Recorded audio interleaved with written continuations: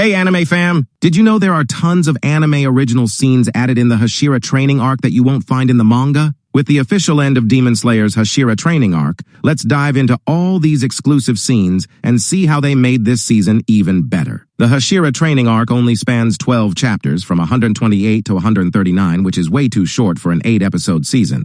For example, Season 3 covered chapters 98 to 127, nearly 30 chapters for just 11 episodes. So, how did they pull off this season with such limited manga material? So in the manga, the Hashira training arc starts with Tanjiro waking up after being treated for a whole week. He talks to the Kakushi named Goto about everything that happened while he was unconscious. But in the anime, they added so much more. For example, the scenes where Obanai and Sanemi follow demons to a castle and fight them weren't in the manga at all. It's so cool that we get to see both the Wind Hashira and the Serpent Hashira in action. In the manga, we didn't see their breathing techniques until they entered the Infinity Castle. Plus, we got to see their personalities more deeply. Nakimi also got some well-deserved spotlight with those added action sequences, showing off her stunning control of the Infinity Castle, which was more than just a transporter. Kanao meeting Shinobu and their conversation afterward were all added in the anime. They even extended scenes to add about 10 minutes to the episode.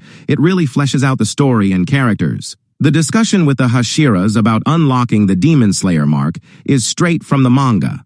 By the way, if you want to know why Rengoku and Tengen didn't unlock their marks, click on the link in the description or the card at the upper right corner. Can you guess which sequence was the longest edition in the anime? It's the entire 3rd episode of this season.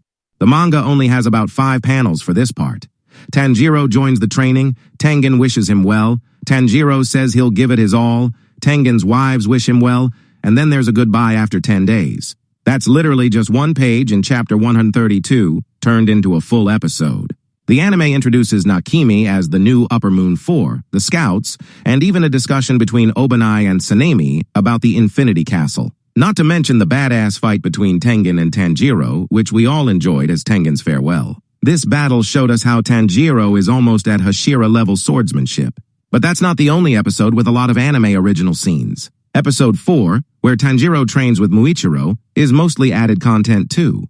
In the manga, it's just 2 pages. Them fighting, Muichiro taunting the other swordsman, and that's it. The whole part with Muichiro's hobby of making paper planes, getting Kanamori-san from the village, and even the paper plane contest were added in the anime. And who can forget that epic fight where Muichiro takes on both Obanai and Sanemi? Nakimi tracking down each demon slayer to map out their precise locations was also a great addition. Before going further, if you like the video, smash that like button to help my channel, so I can bring more anime content. Don't mistake the rankings of Hashiras being different from the manga, it's still the same. But the only reason Muichiro could handle both higher-level Hashiras was that he unlocked the Demon Slayer mark, boosting his physical stats. By the end of the series, you'll understand why Sanemi is the 2nd strongest Hashira and why Obanai's ability is close to Muichiro.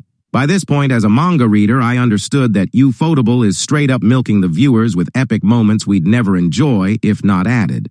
But these sequences helped us root for all the Hashiras in the final fight. In the manga, we don't get a strong connection with Obanai and Sanemi because their story is long gone from our heads by the time we watch the Infinity Castle arc. The training with Kanroji, the love Hashira, follows the manga pretty closely. We get to see Obanai's intense training and the imaginary fight that made Obanai take Tanjiro seriously. Episodes 6 and 7 strictly follow manga chapters 134 to 136, including Giyu and Sanemi sparring. But they added a 4-minute moonwalk for our favorite dancer, Michael Jackson Muzan. Bro got the aura of any other character in the whole series. In the manga, Sanemi finds out about the infiltration, and in the very next panel, we see Muzan approached Ubuyashiki just like a ghost spawned to the place in an instant. But in the anime, Bro spawned outside the door with Nakimi help, hired 10 cameramen for his photo shoot of casually walking with through the fog in different angles. Man, I had to rewatch episode 8 3 times.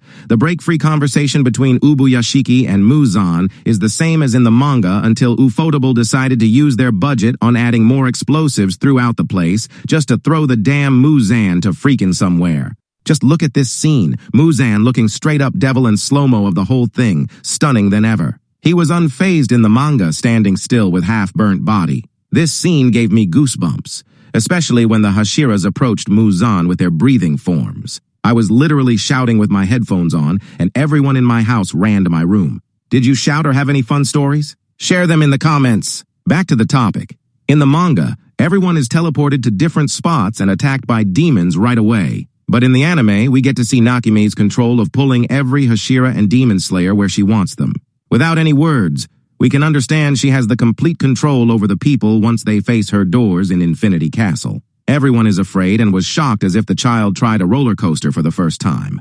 But my boys Inosuke laughed, and Zenitsu made his cold entrance just catching his sword as if he knew it was this he is waiting for to get his revenge. This whole sequence was just added as a rough art and single line added to Inosuke's sketch in chapter 140. If you want to check out the differences by reading the manga, I added the link in the description. Let me know which sequence was your favorite part of this season. And if you want to know why Rengoku and Tengen didn't get the mark, check the video link in the description. Don't forget to smash the like button to help my channel and subscribe to Anime Fiction Reels for daily anime content.